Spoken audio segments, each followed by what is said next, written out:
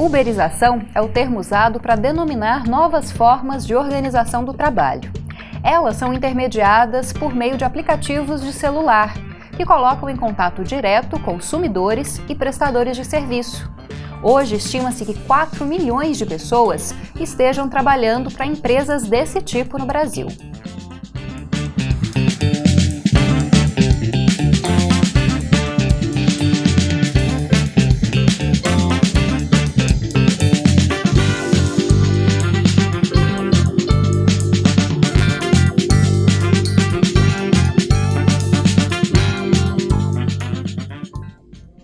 E é sobre uberização do trabalho que a gente vai falar no Conexões de hoje.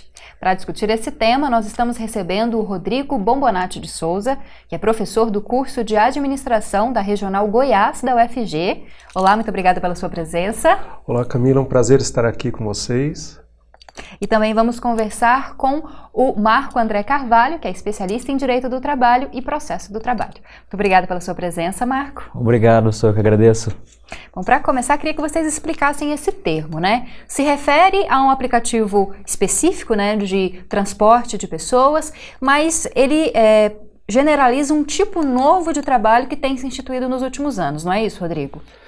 É isso mesmo, Camila. O que a gente tem percebido é que o termo uberização, ele vem, no caso dos serviços, substituir alguns termos que no campo da administração, da sociologia, a gente já estava um pouco acostumado a utilizar, como, por exemplo, toyotismo, taylorismo, fordismo, e alguns ainda falam nem uberização, falam uberismo. O que é a uberização, então? A uberização é essa nova lógica de relações de trabalho e organização do trabalho por meio de plataformas conectadas pela internet. É fundamental esse ponto, né? O avanço da tecnologia, somente por conta dele, a gente consegue ter essa nova forma de trabalho que a gente vai conversar hoje aqui no programa. Ou seja, a gente tem aqui algo eminentemente novo, tanto do ponto de vista sociológico, do ponto de vista da administração, do ponto de vista das leis, da legislação, enfim. É uma nova forma de organizar o trabalho efetivamente. A partir do direito do trabalho, como é que você avalia essa nova forma de organização do trabalho? O que você pode falar para a gente dessa uberização, né, de várias relações de trabalho, não só, né, de transporte de pessoas? É porque, na verdade, o direito do trabalho está enfrentando esse assunto como uma relação nova de trabalho. Diferente do que a gente encontra no direito do trabalho de uma relação de emprego pautada nos elementos basilares, que é pessoalidade, subordinação, salário e habitualidade, na relação da uberização você não tem esses elementos bem moldados. Entretanto, você tem sim o trabalhador se vinculando a esse aplicativo e perdendo direitos, sejam sociais, sejam direitos até mesmo de ordem previdenciária, porque ele não consegue trabalhar essa ideia de que ele é vinculado à previdência, ou mesmo a ideia de sindicato. É um trabalhador que não consegue entender o seu colega, o seu associado, como parceiro, parecido com ele, e sim, na verdade, como um competidor, alguém que ele tem que produzir mais do que ele para receber mais do que aquele colega. A gente vê até nos últimos meses, né, desde o início do ano, pessoas que fazem entrega, por exemplo, que alugam uma bicicleta para fazer uma entrega, e aí uma precarização ainda maior desse tipo de serviço, né? Sim, sim. Na verdade, a gente fica sem entender qual que está sendo a vantagem para o trabalhador. De forma rápida e pequena, ele recebe, porque hoje em dia a gente não tem tantos cargos de trabalho com facilidade. A gente está com alto índice de desemprego. E essa alternativa tem substituído bem a nossa ideia de trabalho normal, ordinário. Mas a longo prazo é um grande engodo para a classe trabalhadora, porque você só se vincula a ele de acordo com o consumo.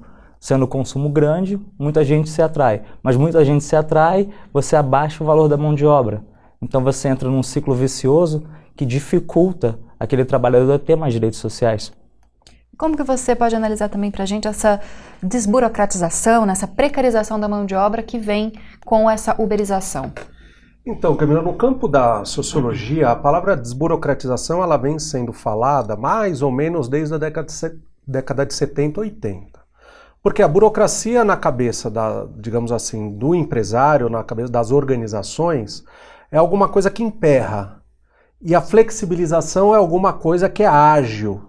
Mas essa flexibilização é o seguinte, é você desregulamentar, é você tirar direitos, é você ter a possibilidade de fazer transações sem a interferência, seja do Estado, seja de alguma autoridade supranacional, ou seja, é você poder fazer as transações econômicas de maneira mais livre. Então, quando a gente usa o termo desburocratizar, a gente tem que tomar cuidado. Não é simplesmente fazer as coisas de forma mais ágil, mas é também fazer as coisas de acordo com os interesses econômicos das corporações, né? E muitas vezes, esses interesses econômicos das corporações, pegando um pouco do que o Marco falou, esbarra justamente nos interesses dos trabalhadores, né? Essa é uma questão que a gente tem que colocar, né, que inicialmente o Marco já colocou, que é justamente isso.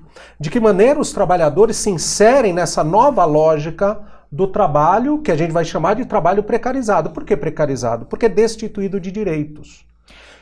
Quem trabalha nesse tipo de função, né, a partir dessa demanda direta do consumidor, não tem a carteira assinada, não tem direito a férias. Como é que funciona? Como é que funciona esse contrato? Geralmente são empresas internacionais, né, de entrega ou de transporte. Como é que funciona isso, essa relação do trabalhador com a empresa? Do ponto de vista do ponto de vista da empresa é muito interessante. Eu acho que a gente tem que analisar dois discursos aqui. Uma coisa é o discurso da empresa, outra coisa é o discurso do trabalhador. Sim. Para a empresa, o trabalhador não é trabalhador, é um parceiro. Empreendedor. Um empreendedor, exatamente. Ele paga, olha só que interessante, né? Ele paga pelo uso do aplicativo. Então ele está dando um percentual do ganho dele no aluguel do aplicativo. Então, do ponto de vista da empresa, você não tem relação de trabalho. Agora, do ponto de vista do trabalhador, a gente tem feito pesquisas sobre isso, fizemos em São Paulo, agora fizemos aqui em Goiânia, entrevistas com os trabalhadores, quase que 100% dos nossos entrevistados trabalham mais de 8 horas por dia, 7 dias por semana. Eu nunca vi motorista de Uber tirar férias. Pelo menos a gente que pega, às vezes, usa do aplicativo, eu sempre faço essa pergunta. Já tirou férias? Não, a gente não tira férias, não tem férias para esse tipo de categoria. Exatamente. E não tem férias, não tem feriado. Aliás, no feriado muitas vezes eles ganham mais dinheiro pelo transporte, dependendo de algum evento, enfim.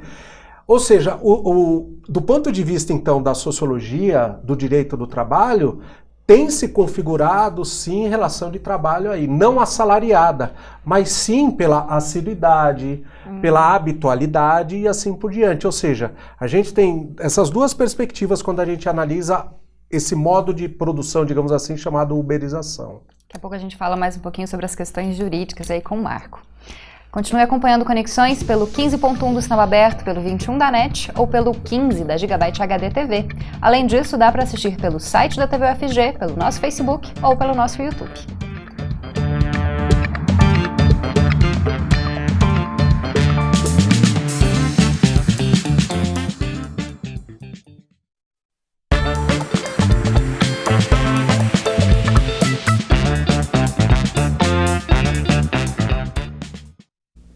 Estamos de volta para falar sobre uberização do trabalho.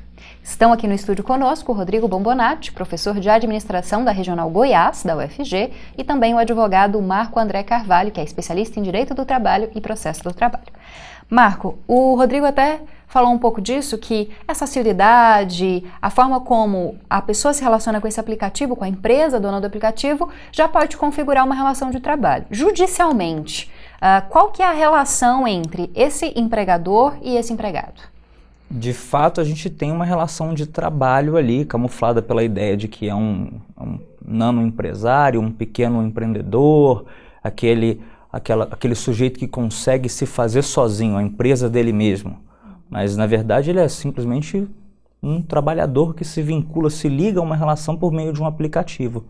A Justiça do Trabalho tem muita dificuldade de entender esse trabalhador nos moldes clássicos, de que ele deve receber salário, então, portanto, tem 13º, férias, FGTS. A Justiça do Trabalho rechaça essa ideia, porque a gente está de frente a uma nova categoria que a gente ainda não consegue classificar com as nossas definições clássicas do direito do trabalho.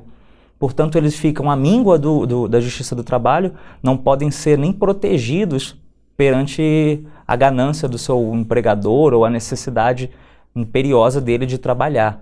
Então, a Justiça do Trabalho não consegue ainda lidar com esse trabalhador. Mas já há ações nesse campo de empregados contra empregadores? Sim.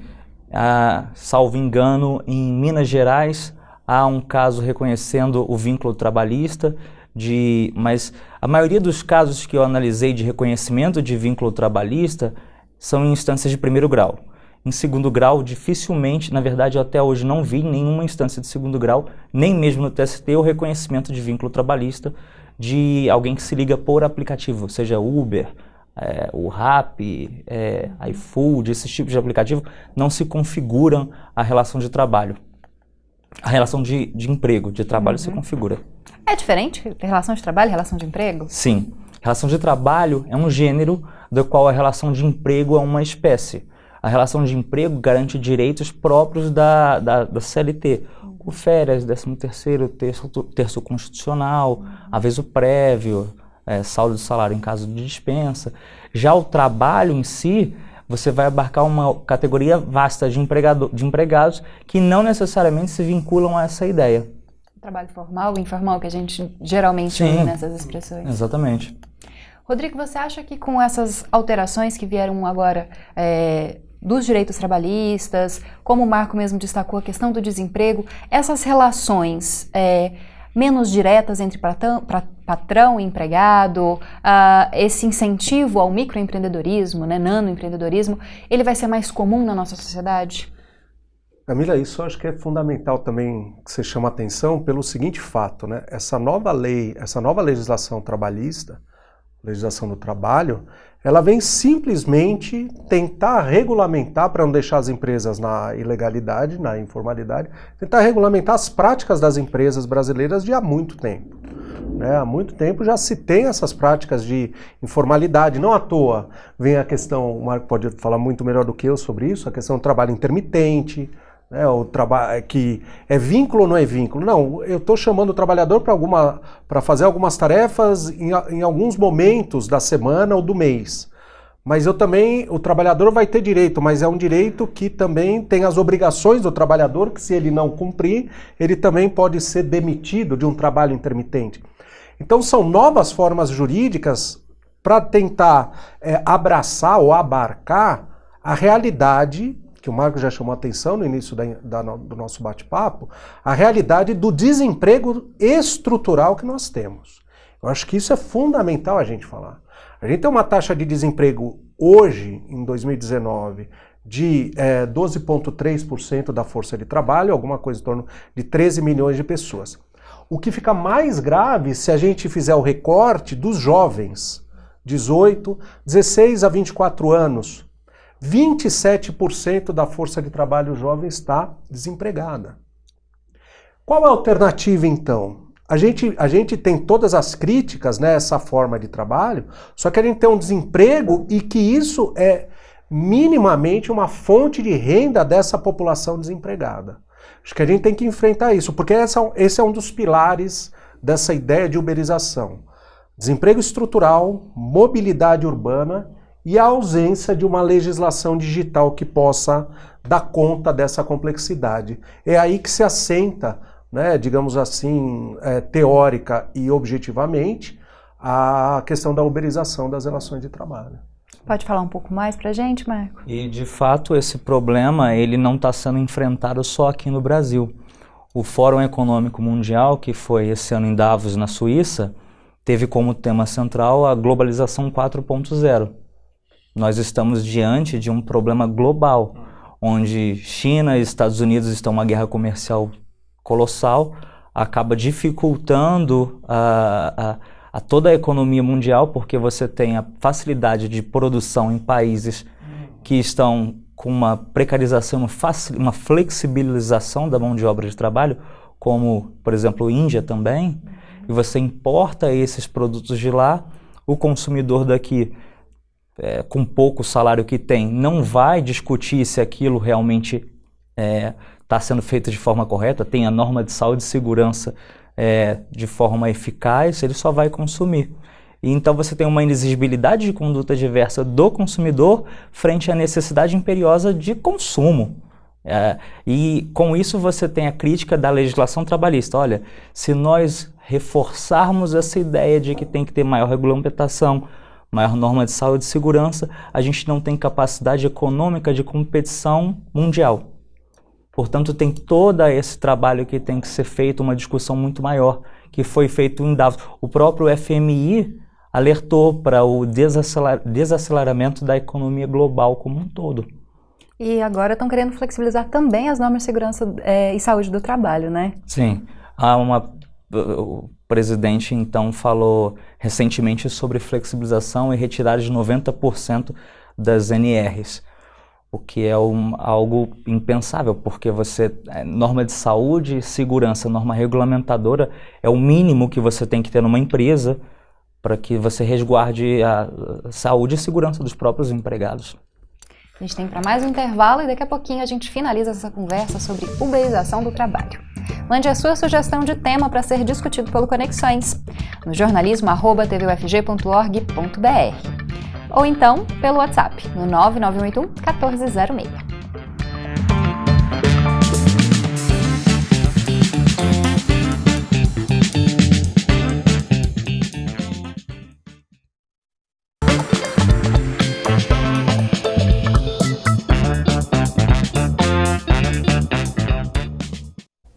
Estamos de volta para finalizar a discussão sobre uberização do trabalho. Estão debatendo conosco o Rodrigo Bombonati, professor de administração da Regional Goiás, da UFG, e também o advogado Marco André Carvalho, especialista em direito do trabalho e processo do trabalho. Bom, Rodrigo, o Marco até citou no bloco anterior, no finalzinho, essa relação, né, do consumo entre o prestador de serviço e o consumidor. Recentemente eu li uma matéria falando a respeito da entrada do Uber no México e como isso desestruturou o sistema de táxi, de uma categoria que era forte, sindicalizada. Isso pode acontecer no Brasil em certa medida. Classes que já estavam estabelecidas, né, que tinham seus direitos respeitados, podem passar a ter mais dificuldades por causa dessa uberização. Claro que a gente, pensando para o consumidor, isso é positivo, né? É mais barato, às vezes é mais fácil, é mais rápido pelo aplicativo do que muitas vezes contratar uma empresa de táxi, por exemplo. Queria que você fizesse essa análise entre as necessidades do consumidor, mas essa possibilidade também de enfraquecer certos mercados. Sem dúvida, você toca num ponto fundamental, porque é justamente isso, né? A questão da mobilidade urbana é um pé do tripé que eu tinha falado sobre a regulamentação da estrutura, né, da regulamentação e do desemprego estrutural. Questão da mobilidade urbana, você tem razão. Uma das apostas da empresa Uber, e você tem chamado a atenção isso na nossa conversa, a empresa Uber ela trouxe uma lógica, mas essa lógica já tem sido reproduzida em diversos outros âmbitos. Mas um dos aspectos fundamentais é apostar que as cidades, principalmente as grandes cidades, elas não têm a infraestrutura suficiente de transporte de qualidade para a população. Daí a aposta que é uma das piores apostas de qualquer ponto de vista. Ambiental, do ponto de vista social, do ponto de vista da saúde, da qualidade de vida das pessoas, a aposta no transporte individual. Porque a gente não descaracteriza o transporte individual, muito pelo contrário. A gente reforça que o transporte individual é o melhor tipo de transporte para se ter numa cidade. E muitas vezes isso pode esbarrar, ou pode, na verdade esbarrar não, pode enfraquecer a discussão sobre o sistema de transporte público. Então a gente fica discutindo essa questão do transporte individual e não pensa numa questão mais geral. E quanto aos taxistas e os motoristas de Uber, esse conflito é deflagrado. Esse conflito existe e chega às vezes às vias de fato, de violência física mesmo entre motoristas de Uber e taxistas, porque realmente houve uma entrada muito rápida desse tipo de transporte e abalou demais a corporação. Não é uma corporação no sentido de serem os únicos, né, a terem o direito de fazer esse tipo de transporte individual, que eram os taxistas. Então, sem dúvida, isso Por isso que a cidade de Goiânia, inclusive, tem pensado na regulamentação do transporte, tanto para o uso do espaço público quanto para a forma como os motoristas de Uber vão utilizar seus carros. É possível fazer essa regulamentação, por exemplo, desses aplicativos internacionais que funcionam aqui? Os estados e municípios podem regulamentar de forma diferente? Confesso que a resposta para essa pergunta é muito temerária, não tem como eu falar. É possível, talvez não fosse interessante, porque se você só fizer em um único local, você desestrutura aquilo, mas você superestrutura uma outra relação. Vai vir um outro aplicativo de uma outra forma, então talvez essa não seja a forma mais interessante. Talvez a forma mais interessante seja que, primeiro, não é um determinismo tecnológico, nós não vamos chegar lá, e segundo, nós temos a possibilidade de aplicar políticas públicas de esvaziamento desse determinismo. Investimento maciço em educação, investimento maciço na possibilidade de novas formas profissionais, novas pessoas voltadas para a criação de aplicativo, investimento inclusive em pequenas comunidades que criem seus próprios aplicativos. Salvo engano, eu vi isso no Maranhão. Uma corporação de trabalhadores criou seu próprio aplicativo de Uber. Então, eles ali se vinculam e eles recebem o lucro e dividem entre si. Então, talvez essas sejam algumas alternativas que nós tenhamos, porque simplesmente regulamentar em determinada região significa pulverizar aquela relação para outros pequenos aplicativos. Em relação a essa regulamentação desses trabalhos por aplicativo, você falou um pouco que a gente ainda não está avançando nisso. Existe alguma proposta, alguma coisa que pense especificamente nesse trabalhador hoje, nesse momento da conjuntura política? Eu desconheço proposta legislativa nesse sentido, até porque essa é uma briga muito grande que tem ocorrido. Se você escolhe falar, vou regulamentar essa profissão de Uber, você ganha aliados, os eventuais taxistas, mas você ganha uma gama grande de inimigos, daqueles que se vinculam ao Uber. Se você trabalha na ideia seguinte, não vou regulamentar, você ganha uma quantidade grande de inimigos, de taxistas e grande de aliados como Uber. Então não tem ainda essa coragem de alguém para tentar trabalhar. Esse debate ainda é muito pequeno, ele ainda não correu. E ele não tem que se vincular só ao aplicativo Uber. Ele tem que se vincular a qualquer tipo de relação tecnológica que intermedie o trabalho, qualquer plataforma. Rodrigo, isso é possível da gente apontar alguma iniciativa nesse sentido em algum país que já repensou essas novas formas de trabalho? Então, no Brasil mesmo a gente tem a experiência da cidade de São Paulo, que fez uma regulamentação, fez outra regulamentação, a cada tempo vai regulamentando por conta dessa questão mesmo, da fragmentação, de ser uma coisa fluida, de ser uma coisa que você consegue fechar de um lado, abre uma outra oportunidade de outro, então você não consegue fechar isso juridicamente. Alguns países têm enfrentado, os Estados Unidos têm enfrentado esse dilema, estava vendo Singapura, né, lá do outro lado, lá do Pacífico, eles conseguiram juntar, duas empresas se juntaram, mas aí o tribunal ia julgar se isso era positivo ou negativo para o consumidor. Quer dizer, se o preço vai subir para o consumidor, então essa fusão não vai poder ocorrer. Então todos os países ainda estão tentando pensar justamente por conta da questão do desemprego estrutural.